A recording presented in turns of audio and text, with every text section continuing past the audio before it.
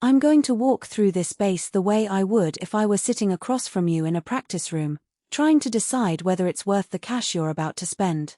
I've spent a few weeks testing a handful of entry-mid-range Ibanez models, and I know how easy it is to get swayed by glossy photos and vague promises.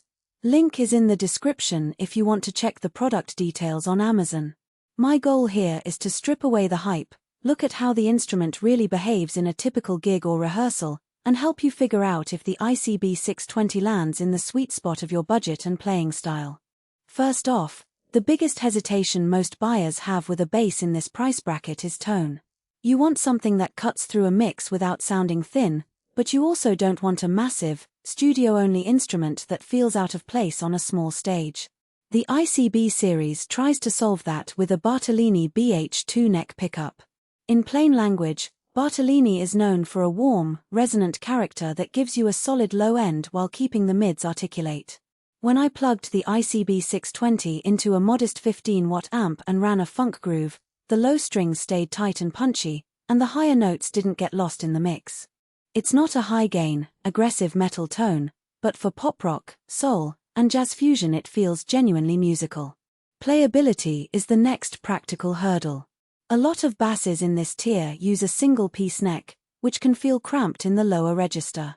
The ICB620 comes with a 3-piece maple neck and a bound panga fingerboard.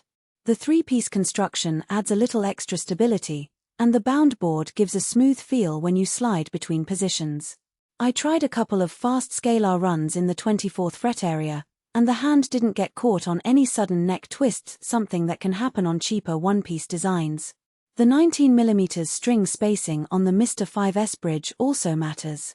Wider spacing means each string has its own breathing room, which is a blessing for players who like to use their index finger for slaps or pop-ups.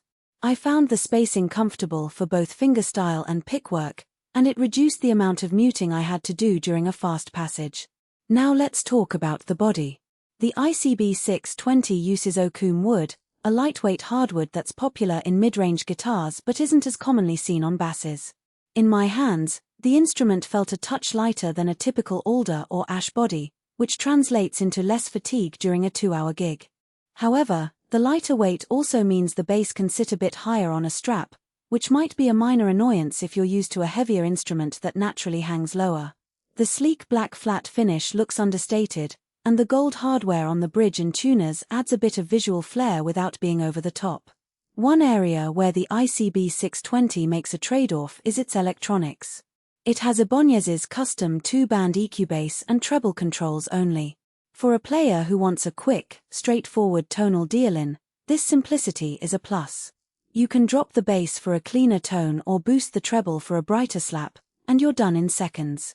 But if you're the type who likes to sculpt a mid-range scoop or add a mid-boost for a cutting presence in a dense mix, the lack of a mid-control could feel limiting.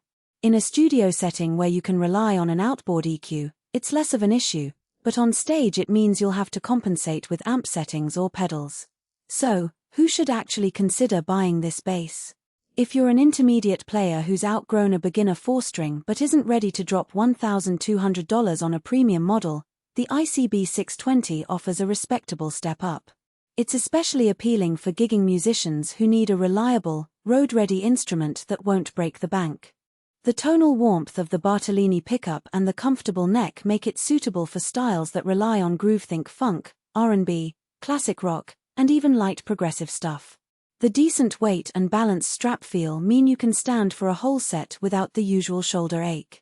On the flip side, if you're a total beginner looking for the cheapest possible entry point, you might find the price a little steep compared to budget student models that still sound decent for practice. Likewise, players who demand a highly flexible EQ metal bassists, modern pop producers, or anyone who likes to dial in a very specific mid-frequency response might feel boxed in. For those folks, looking at a bass with a 3-band EQ or active preamp could be worth the extra investment. A practical strength that isn't always highlighted in spec sheets is the durability of the hardware. The gold-plated Mr. 5S bridge, despite its eye-catching finish, feels solid and stays in tune after a couple of intense slap sessions. I didn't notice any microshifts in intonation when I went from a slow